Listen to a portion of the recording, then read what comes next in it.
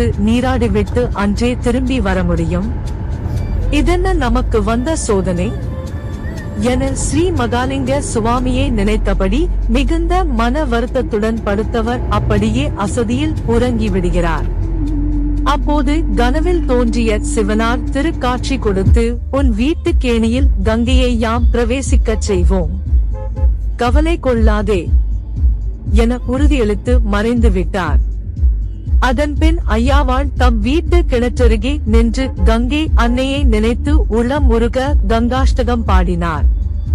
பாடி முடித்தவுடன் கங்கை மாதா அந்த கிணற்றில் எழுந்தருள அந்த கிணறு பொங்கி வழிந்து திருவிச நல்லோர் முழுவதும் கங்கை தாய் வெள்ளமாய் பாய்ந்தோடினாள்.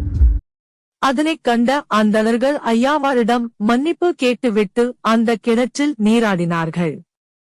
இன்றளவும் கார்த்திகை அமாவாசையன்று இந்த திருவிழா